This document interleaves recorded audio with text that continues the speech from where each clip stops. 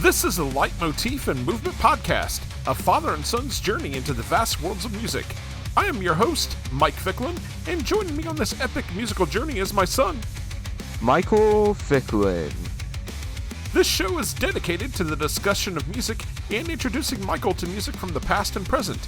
We discuss music mainly from the genres of rock, hard rock, and heavy metal. We also from time to time dive into film and video game scores, and we sprinkle in some surprises along the way. Michael, what have you been listening to this week? I listened to the new Evergrey album, enjoyed it. Any particular favorite songs? I don't think I have any yet, but I enjoyed it. Awesome. Glad to hear that. What else you listen to?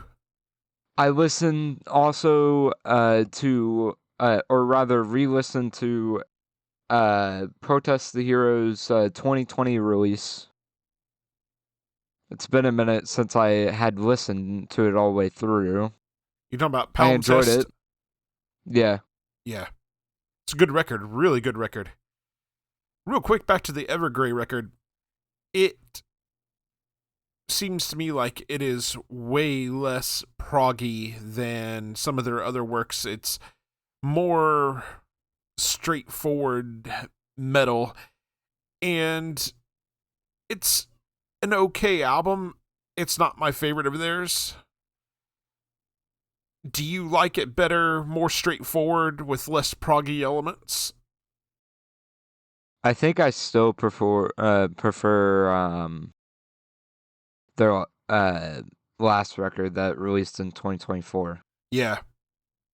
Yep, that's a really good record.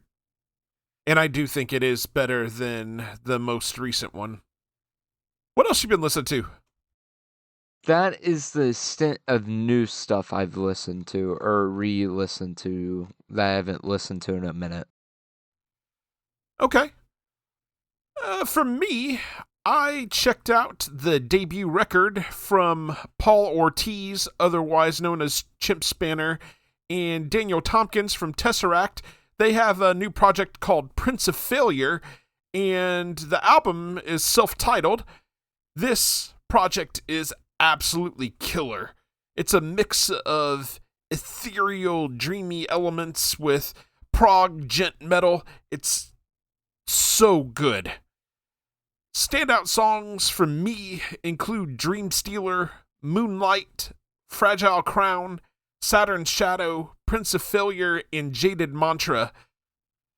This gets a huge Pick of the Week nomination from me. Michael, I know I recommended this one to you. I assume you just haven't had a chance to take a listen to it yet. Yeah, I haven't gotten around to it. I think you're going to dig it once you do. I want you to report back once you listen to it. I bet this becomes one of your favorite records of the year.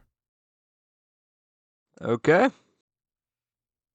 I also started to dig into the massive remastered box set from Metallica for their album Reload. This is a re-release of the band's 7th studio record. It has over 220 songs and runs at nearly 20 hours. Insane. Wowzers. Right? This album is so damn much better than their previous record, the sister album to this, titled Load. There are so many better songs on Reload. Standout songs for me on Reload include Fuel, The Memory Remains, Devil's Dance, and Better Than You. There's so much material on this. It's going to be a while for me to get through it all. I'll keep reporting back. I also checked out the new record from Muse titled The Wow Signal. This is the 10th album from the English rock band. It's sweeping, cinematic, epic, at times heavy, and they do their signature mix of pop electronic elements with this hard rock music. It's so good. This actually is my favorite record from the band since 2003's Absolution, so it's been a while. Some of their stuff is mostly hit or miss for me, so this was a big hit for me. Standout songs include The Dark Forest, Cryogen, Hexagons, The Sickness in You and I, and Unraveling.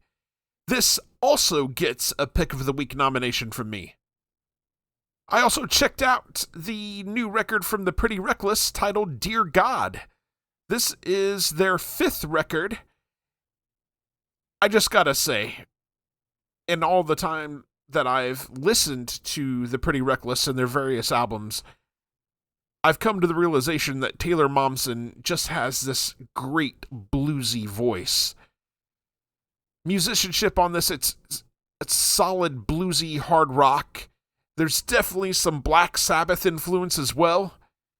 Some standout songs for me include When I Wake Up, Love Me, Dear God, and About You.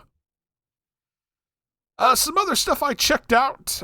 I listened to the first solo record from Skid Row's Rachel Bolan titled Gargoyle of the Garden State. It's a fun kind of punk rock album. It goes super fast. It's only like 36 minutes. There's some great material on here. Highly recommend this. I also checked out a bunch more Black Sabbath stuff. I listened to the last studio record featuring Tony Martin titled Forbidden. Wasn't very impressed with that. It's not a good record.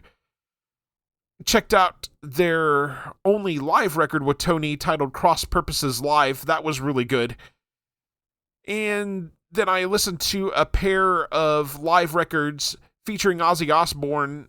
One of them titled Reunion, which was their reuniting with Ozzy Osbourne, and then another record titled Past Lives, which was a collection of older live material recordings.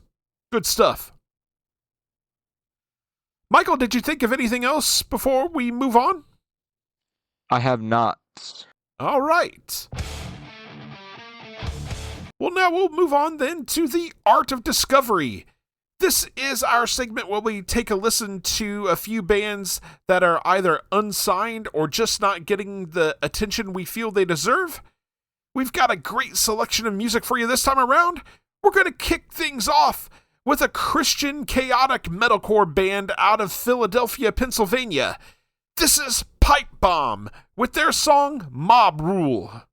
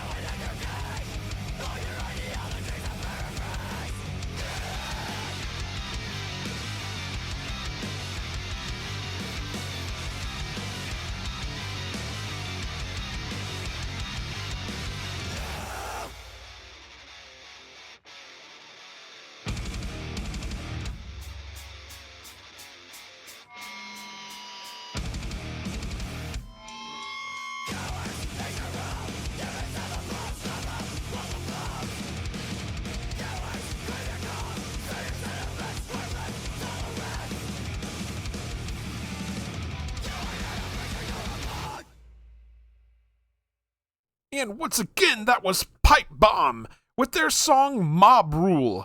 That comes from the album Hellhole. You can purchase their music from their Bandcamp page, pipebombpa.bandcamp.com. Michael, what'd you think about that banger? That was amazing. Yes, my, dude. Nice and heavy. Goes hard as hell, man. Good stuff. All right. Our next song comes from a psychedelic prog rock metal band out of Philadelphia, Pennsylvania. This is Mothman and the Thunderbirds with their song Escape from Flatwoods.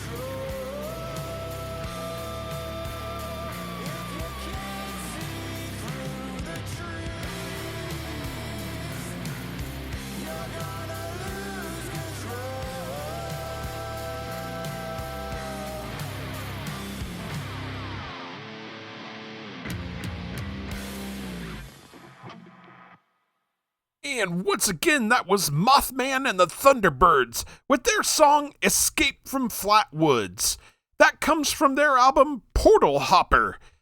You can purchase their music from their Bandcamp page, mothmanandthethunderbirds.bandcamp.com. Michael, what'd you think about that banger, man? Another amazing one. Yes, sir, man. Great stuff. And that album is a lot of fun. I think you would enjoy that album, man. Okay.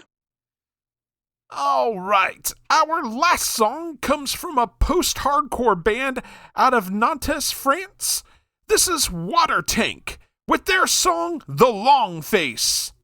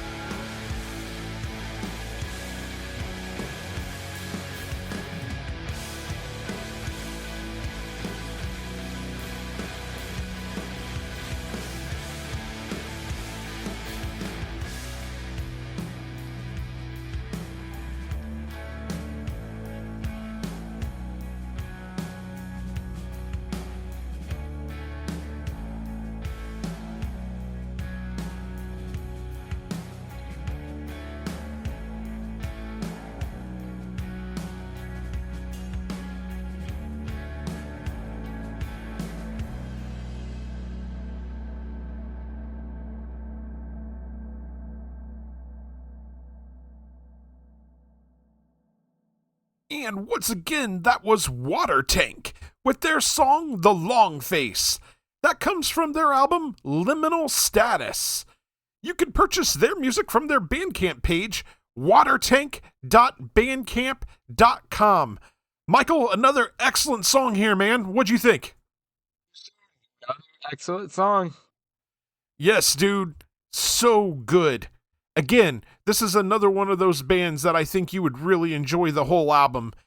Some really good stuff on here. All right. With that said, we do want to hear back from you. If you're a band that has or would like us to check out your music and would like to be featured on this segment, shoot us an email at lightmovepod@gmail.com or reach out to us on one of our various social media accounts. We would love to check out your stuff, and if we dig it, we'd love to play your music on the show. All right, Michael, now we're going to get into our main topic. This time around, we're breaking down Creedence Clearwater Revival's 1969 release, Bayou Country. Bayou Country is the second studio album from Creedence Clearwater Revival and was released through Fantasy Records on January 15th of 1969. This was the first of 3 records that Creedence Clearwater Revival released in that year, Michael. 3. Crazy output, man. I guess they're in the studio constantly. Right? Bayou Country reached number 7 on the Billboard 200 chart, and it also produced the band's first number 2 hit single, Proud Mary. Bayou Country was included in the book 1001 Albums You Must Hear Before You Die. The album was first certified gold by the RIAA on December 16th, 1970, then double platinum on December 13th, 1990. Featured personnel on the record, we've got John Fogerty on lead and backing vocals, lead guitar, harmonica, piano, and percussion, Tom Fogerty on rhythm guitar and backing vocals, Stu Cook on bass guitar, and Doug Clifford on the drums. And with that bit of background out of the way, Michael, let's go ahead and dive into our track-by-track analysis. We'll kick things off with track number 1. This is Born on the Bayou. Michael, what you got on this? To start out with saying this has 200 million plays. Or just about there. A couple of million off, but it's just about there. Respectable. I count it. Which makes it second on the record. I assume behind Proud Mary. Yes. I figured. And it looks to not break top 10. It looks to not break the top 10 of all Creedence Clearwater Revival songs? Yes, okay. Yes. Okay. I love the nice and bouncy riff. You know? It's nice and bouncy. Yeah, dude. And it keeps you engaged the whole entire time. It's such a fun listen. I love this song. And the vocals just add on to that and makes it even better. I just love that riff and drum beat. The drum beat fits in so well. Had you ever heard this song before? No. No? Okay. But you're sure that you've heard other Creedence Clearwater Revival songs before, Yes. correct? Yeah. Yes. John Fogerty has one of those voices that you can't forget. Once you hear it, it sticks in your mind. You know it's him every time he comes on the radio. I've heard their most popular song. What's the most popular song according to Spotify? Have you ever seen the rain? Oh, yeah. Yeah. Everybody knows that song. You're living under a rock if you don't know that song. That's not from this album, but... I also know Fortunate Son. Yeah, Fortunate Son's a good one. I happen to know that you know another one also. Maybe you've not heard CCR's version of it, but you've heard it. What song? Heard it through the grapevine? You've heard Marvin Gaye's version of it. What album is it on? I don't know right off the top of my head. Anything else you enjoyed about this song? The main thing that always catches me is the nice bouncy riff. They've got a very unique sound. Folks started to call it swamp rock, and I think that fits. It feels very southern, you know what I mean? Mm. The opening to this song is seared into my memory. I love John Fogerty's very simple guitar riff. It feels gloomy and a bit eerie. Stu Cook's bass line underneath has a rhythm and blues feel to it. The clapping contributes to that rhythm and blues feel. Doug Clifford's drums have this really groovy pocket. John Fogerty, for my money, has one of the most unique and iconic voices in all of rock and roll. There's this raw southern grit to it. His vocal melodies on this song are so infectious. I can't help but sing along. I believe it's also John Fogerty providing some additional percussion. Sounds like maybe he's playing a bongo drum. After the first chorus, we get into a psychedelic, sludgy bridge section. It just has such a killer groove that you can't help but clap and dance. I would be remiss also if I didn't mention Tom Fogerty's rhythm guitar work on this. In the sections where John is doing a bit of lead work, Tom and Stu really carry the rhythmic backbone of the song. This is one of my favorite CCR songs of all time. John Fogerty set this song in the South, despite neither having lived nor having widely traveled there. He commented, Born on the Bayou was vaguely like Porterville, about a mythical childhood in a heat-filled time, the 4th of July. I put it in the swamp where, of course, I had never lived.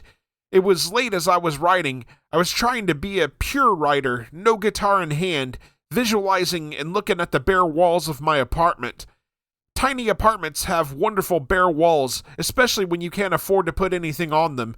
Chasing down a hoodoo. Hoodoo is a magical, mystical, spiritual, non-defined apparition, like a ghost or a shadow, and not necessarily evil, but certainly otherworldly. I was getting some of that imagery from Howlin' Wolf in Muddy Waters. According to Clifford, Born on the Bayou was originally supposed to be released as the A-side of the single with Proud Mary. Clifford said of the song, I don't think Proud Mary was that good. If you want to know the truth about it, I just didn't like it. I liked Born on the Bayou to this day. It's still my favorite Creedence song. It's nasty, and I was disappointed when the single got flipped. Clifford also added that I must say I've had a change of heart over 40 years, and I love Proud Mary. Michael, do you have anything else on Born on the Bayou? I do not. Okay. And just a fun side note on this. Every time I hear Born on the Bayou, I think of Swamp Thing. Do you know what Swamp Thing is? I do not. Swamp Thing is a comic book character from DC Comics. He's been around for a long while. He's one of DC's sort of horror-themed comic characters. He was born in this sort of, I don't know if you want to call it mystical or spiritual sense. He was originally a scientist, and he had a bunch of chemicals spilled on him, and he caught fire, and he went and jumped in the swamp water and was reborn into this creature made of muck and mud. But the thing is it's not really him. It's what the vegetation thinks is him. It's created a copy of him, if you will. Pretty interesting character. I've always really enjoyed Swamp Thing. All right, moving on to track number 2. This is Bootleg. Michael, what you got on this? Such a fun song. Again, It is a really they did fun not song. fail with the fun songs. I just love that riff with that seems to be acoustic guitar. Also, Just amazing vocals, amazing drum beat, just amazing all around. And I just love how fun every song is on this record. It really is. It kind of seems like a jam session that they were just doing for fun. Yeah, just having a blast out there, right? Mm-hmm. I adore Creedence Clearwater Revival for the fact that their music does have so much bounce. It's so different from anything else out there. Out of curiosity, what does Spotify say about this song? It says 21 million plays. Wow, that's really low. That's kind of disappointing. Come on, folks. Need to give CCR some love and support here. The lowest it gets is 10 million. Ouch. I guess we'll see what it is when we get there. This one feels a bit more up-tempo than the previous song. Tom Fogerty plays an acoustic guitar riff to start, and this is soon joined in by the sound of Clifford's drums. It sounds like Cook's bass line is following the acoustic guitar riff, kind of reinforcing it. The rhythm of the song is again infectious. I can't help but toe tap to it. John Fogerty's electric guitar work is minimalistic and serves to accent his vocals. Around the 1 minute 32 second mark, we go into a bridge section that features some parts where Tom and John are playing a perfectly syncopated guitar riff. Coming out of the bridge, John plays a simple little lead riff that rolls us into the final verse. The final moments of the song have a sort of rockabilly feel to them. Fun song. Bootleg was written and is about the belief that things that are bad for you are actually great. Bootleg was recorded with Tom Fogerty on a tuned-down Fender King, though Tom's hand would cramp when learning how to play it. Michael, do you have anything else on Bootleg? I do not. Okay. So we'll move along then to Graveyard Train. This is track number 3. Michael, what you got on this? This is our 10 million song. Huh. I guess I could see it. It is a very long song, and it does not deviate from its kind of rhythmic underpinnings. It repeats itself over and over and over again. What you got on this, man? This is going to be the one time I agree with Spotify. Don't like this one, huh? Not the biggest fan. I like the more unique songs. I don't like how it kind of repeats the same riff. It kind of drags, doesn't it? Yeah. It's like the longest 8.5 minutes you'll spend with a song. This one is a muddy, swampy blues song. Cook's bass line is again accenting Tom Fogerty's rhythm guitar line. Clifford plays a bluesy drum part. John Fogerty's guitar work has a bit of a country blues tone to it. It's minimalistic and serves as a counterpoint to his vocals. It's almost like he's just noodling around more than playing a specific riff. The song is a slow, plodding song that features a lot of repetition. In fact, you could make the argument that it becomes hypnotic. Around the 3 minute 49 second mark, John brings in a very bluesy harmonica solo. Underneath the harmonica, Tom Fogerty, Cook, and Clifford never deviate from that bluesy rhythm. At over 8 minutes and 30 seconds, with no deviation in the rhythmic underpinnings, it does feel like this song drags a bit. Maybe a lot. It's definitely not my favorite song on the record. John Fogerty has characterized Graveyard Train as a sinister blues song that narrates a tragic car accident. This song was one of the very first times John experimented with multi-tracking his own lead work in a major studio, recording the steady rhythm tracks with the band first, then layering his loose improvisational lead lines and harmonica on top later to create that isolated, ghostly feel. I don't know. This one just gets a big old meh from me. Kind of sounds like it got that So from you too. Agree? Yo, yeah. Yeah. Definitely not my favorite song on the record. All right, Michael. You got anything else on Graveyard Train? I do not. Took us on a graveyard train straight to hell. All right. Now we'll move on to track number 4. This is Good Golly Miss Molly. Michael, what you got on this? I enjoy this song a lot. Now, from me looking over to my left, I figure out that this is a cover song. Sure is. Cover of the Little Richard classic. Have you ever heard the Little Richard version of this song? No, but I'm gonna hear it real fast. It's a very different song than what Creedence does with this. Yeah, they do take a different turn. Yeah, Little Richard's version is much more upbeat, has more energy to it. I wouldn't say that. I would say it isn't as like classic sounding. I don't know, man. To me, CCR's version is much more swampy and slow. I wouldn't say that. It's just because they're not using a piano. I don't know. I don't think that's it for me. It's not at the same tempo. I'm pretty sure it's pretty close to the same tempo, if not the same tempo. I don't know, man. We're going to have to disagree on this one. What you got? I like this song. Yeah. I like the version of this song.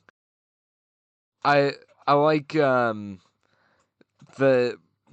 like redo of they did with like guitar and drum beat. It fits so well. They definitely made it their own, right? Yes. We go from the sludgy sounds of the previous song to a bit more up-tempo and upbeat song. This is a cover, as you said, Michael, of the Little Richard classic. The band does put its own spin on it by combining its rhythm and blues roots with CCR's swamp rock. The opening to the song reminds me a bit of the Beatles song Birthday. CCR isn't playing at the same tempo as the original, it's just a bit slower and more deliberate. I find that John Fogerty's vocal delivery is a gritty reflection of Little Richard. Tom Fogerty and Cook are again fantastic on this song. Along with Clifford's infectious drumming, this definitely makes me want to toe tap and dance. Around the halfway point, we hit a bridge where John Fogerty does a really fun guitar solo. Coming out of the solo, we get a fun moment where it's just John Fogerty's vocals and Clifford's drum pattern before the rest of the band comes in. The whole back half of the song features some of my favorite guitar work on the entire album. John Fogerty is just rolling on the guitar. It feels like the band is having a blast playing this song. John Fogerty changed the lyrics from the original.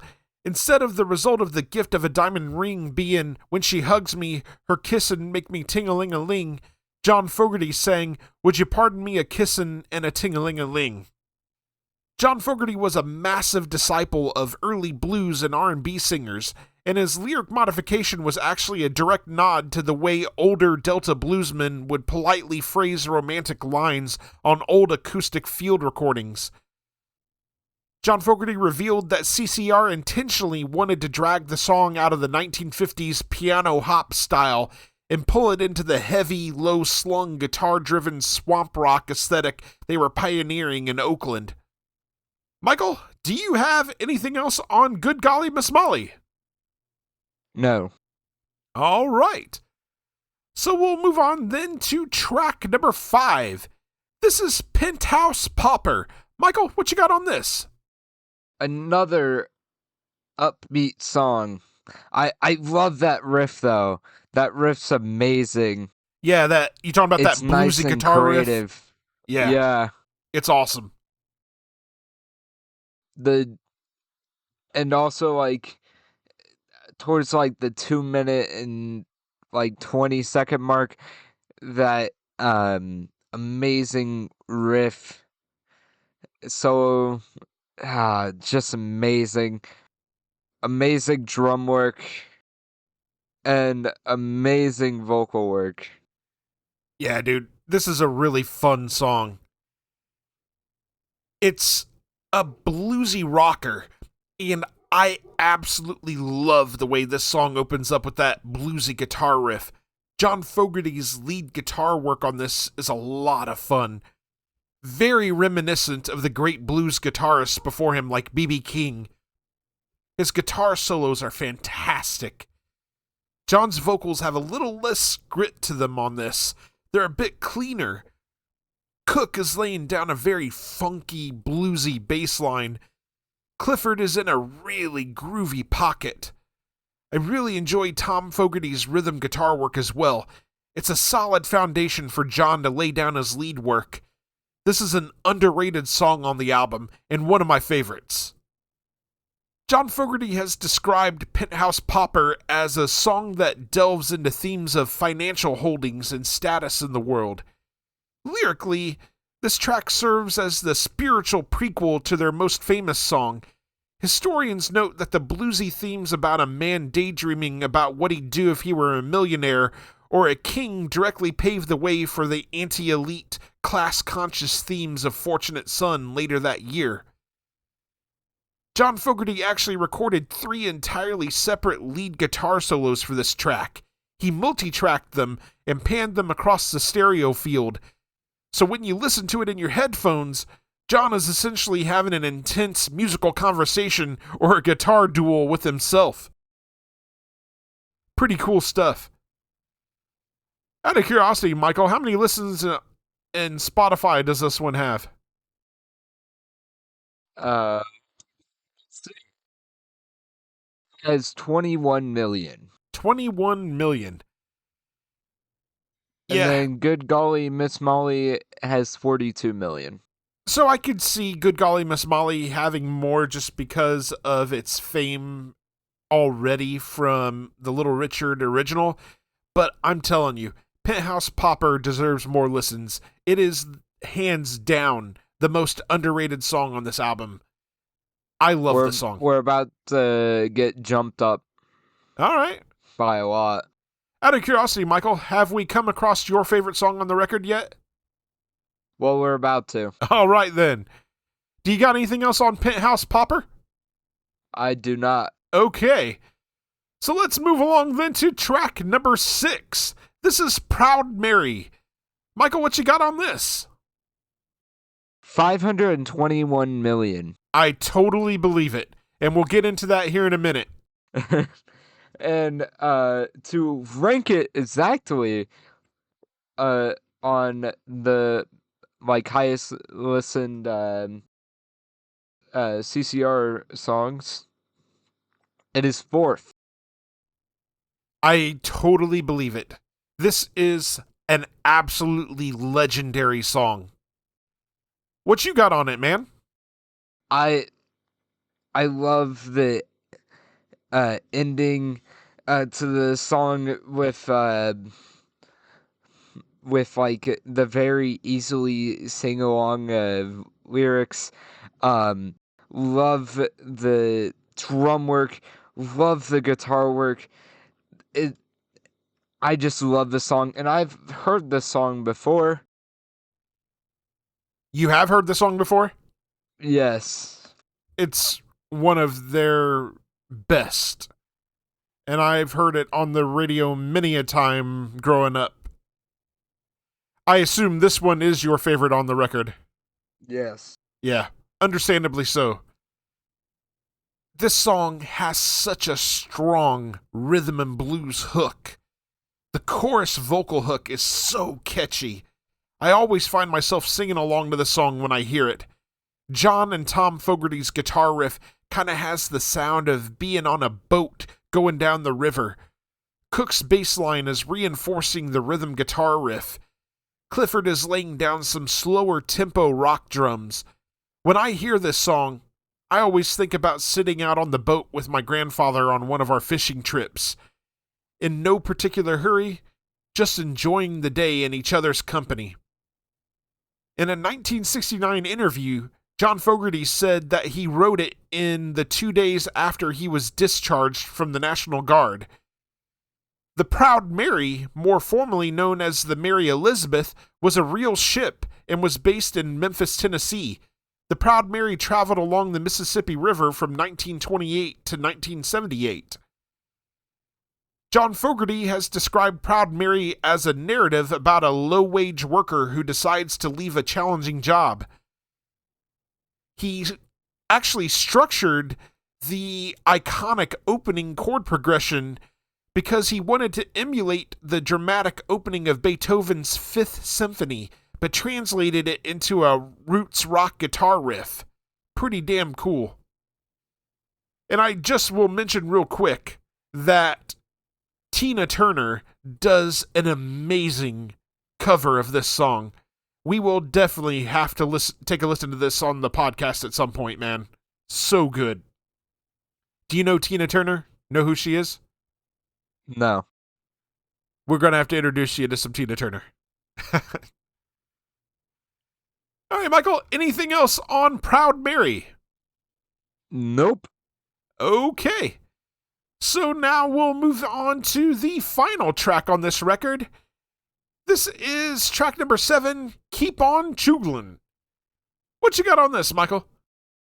I love the riff and the vocals, and I love the drum work. It's just a nice ender to the album. There's not much I can say about it. Oh, and if you want plays, 23 million plays. Not enough. Just not enough. Come on, folks. I love how you have these random spikes and then small number compared to those. To be fair, Proud Mary was one of their, hugest hits. And I believe Born on the Bayou was also. So that accounts for the bigger numbers there. This song is another good example of the band's swamp rock sound. Cook's bass line propels the song forward with its bouncy, bluesy rhythm. Clifford's drums are in syncopation with the bass line. Tom Fogerty's rhythm guitar riff is played on every other note, accentuating the bass line. John Fogerty contributes a bit of lead guitar work before bringing his harmonica in around the 2-minute 19 mark, and it's thoroughly enjoyable. It's a very bluesy harmonica solo, and John just goes to town with it. Coming out of the harmonica solo, John brings in a guitar solo. John's vocal work has a bluesy tinge to them. While not his catchiest vocal melodies, and I'm not sure what the hell Chooglin' is, I know I dig this song. It's a really fun closer. Fogerty's lead guitar work is definitely the standout part of the song for me. John Fogerty has described Keep On Chooglin' as a song about having a good time and enjoying life. He explained that it represents what happens when you got to ball and have a good time. Fogerty created the term chooglin' as a fun expression, likening it to words like rockin' and boogie. He intended it to convey a sense of rhythm and movement, emphasizing a lively and energetic vibe. This invented word actually became so famous in rock circles that other legendary artists started using it. T-Rex famously used the term in their 1971 hit Jeepster, and it eventually earned its own unofficial entry in rock and roll dictionaries as a verb meaning to drive a heavy, relentless rhythm.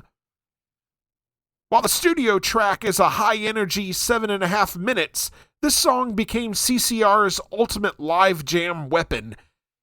Later in the summer in 1969, when they played their legendary 3 a.m. set at Woodstock, They used Keep On Shuglin 3 a.m.? Yes, sir. They used Keep On Shuglin as their massive grand finale, stretching it out into an explosive, feedback-drenched 10-minute powerhouse that solidified them as a heavy live act. Michael, do you have anything else on Keep On Shuglin? 3 a.m. I know, right?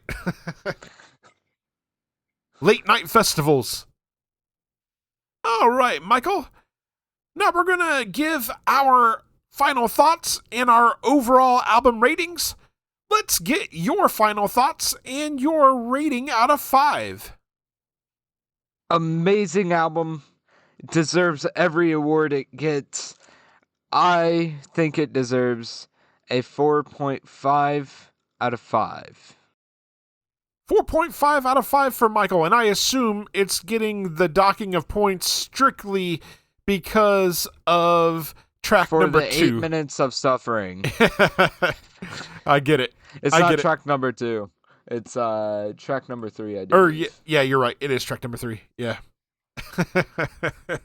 Stop hating on Bootleg. Wasn't trying to. For me... Bootleg's catching strays. Not intentionally. There are a number of Creedence Clearwater Revival records I could have started us with, but I settled on this one because, to me, this is where the band truly begins to show its brilliance. John Fogerty's vocals are so distinct and instantly recognizable. They have a gritty southern blues feel to them. I love his harmonica work on this record as well. He's a very gifted, bluesy harmonica player. However, where I think he really stands out on this album is in his songwriting and lead guitar playing. He does some fantastic guitar soloing on this record, as heard in songs like Good Golly Miss Molly, Penthouse Pauper, and Keep On Shuglin. I want to give a great deal of credit to Stu Cook's bass work on this album as well. His bass lines often carry the rhythmic backbone of these songs. I also want to shout out Tom Fogerty for his rhythm guitar work. In my opinion, he's one of the most underappreciated members of the band. His steady guitar work is often accenting Cook's bass line and laying down the groundwork for John to put down his lead guitar work, harmonica, and vocals. It's not a perfect album, but Bayou Country is still a hell of a lot of fun to listen to, and it gets a 4.5 out of 5 from me as well. And that will take us to our question for the audience. What is your favorite track on Bayou Country, and why? All right, Michael, now we're going to get into our next segment. This is Can't Wait. New music coming soon. Michael, anything on your list? Nope. Nothing at all, huh? Nope. Well, for me, on July 10th, Devil Driver drops their new record, Strike and Kill. Also on that same day, If These Trees Could Talk also dropped their new record, The Hidden Hand. Recently announced, on August 28th, Russian Circles drops their new record, 9. And on September 4th, Green Carnation drops their new record, A Dark Poem Part 3, The Messiah Complex. And there's some stuff floating around in the rumor mill that Haken has a new record on the way as well. No official announcement has been made yet, but I've been keeping an eye on their social media and they keep dropping hints, so I think a new Haken record is not far away. Michael, anything else before we move on? Nope. All right. So we'll move on to our final segment. This is Michael's journey, discovering a song from the past. This time, we're going to get Michael's thoughts on the Outfield's Your Love.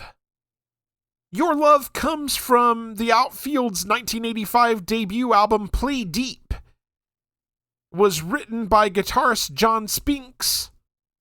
In the United States, the song reached number 6 on the Billboard Hot 100 and number 7 on the Album Rock Tracks chart in 1986. John Spinks wrote the entire song in about 20 minutes in his flat in East London. When they went into the studio to record it for the album Play Deep, Spinks laid down that legendary pristine opening guitar track in one single take, using a modified Fender Stratocaster. The producer, William Whitman, said it was so flawless that they didn't touch a single note of it in the final mix. Spinks later admitted that the Josie in the lyrics wasn't a real person at all. He just liked the phonetics of the name. In fact, early drafts of the lyrics had the opening line as Janie's on a vacation far away, but Spinks changed it to Josie at the last second because he felt the O sound resonated better with Tony Lewis's incredible soaring vocal register. The song has been certified gold in the United Kingdom, platinum in Spain, 2 times platinum in Portugal, 3 times platinum in New Zealand, gold in Germany, and gold in Denmark. Pretty impressive. Personnel on this song, we've got John Spinks as the writer, guitar, and on backing vocals, Tony Lewis on lead vocals and bass, Alan Jackman on drums, Reg Webb on synthesizer, and Frank Callahan on backing vocals. Also, Bill Whitman doing some backing vocals. And Michael, with that little bit of background out of the way, let's get your thoughts on the song. I'm convinced if you don't know the song, where are you? Are you like in space? Are you like underground? Living beneath a rock? Because maybe an alien? I'm surprised if you don't. This song is amazing. Love this song. If you don't know it by the intro, then you would know it by the chorus. I mean, you can't help but sing along, man. It's just that good. Just amazing. What else you got? Just amazing. There's not enough for me to say. Yeah, this is a song that needs no introduction. It's probably one of the most instantly recognizable pop rock songs of the 80s. From John Spinks' opening notes of the guitar riff to Tony Lewis's opening vocal, Josie's on a vacation far away, you just know you're in for a good time. Lewis's vocal melody is instantly infectious and invites you to start singing along. The chorus vocal call and response is one of the most iconic and hooky vocal melodies of all time. On the response, when John Spinks, Frank Callahan, and Bill Whitman join in on backing vocals, it just takes the song into the next level. Alan Jackman's drums have a lot of bounce to them. I love the clean tones of Spinks' guitar. At times, it kind of reminds me of the dreamy, ethereal tone that comes from bands like The Cure. This song is an earworm that after you hear it once, it gets stuck in your head. You want to hear it again. Your Love is easily in my top 5 pop rock songs of the 80s. Michael, let's get your rating out of 5 on this. 5. I figured. This song is nothing but sheer perfection, man. I looked at their top songs. 2 million plays, basically 2 million plays, down to. Wait, are you saying their next pop? Are you saying? Oh no, not 2 million plays, not 2 billion, not 2 billion. 1.5 billion. 1.5 billion plays on this? Okay, that makes me feel better. I thought you were saying they only had 2 million plays on Your Love. I'm like, are you? That's nuts. No.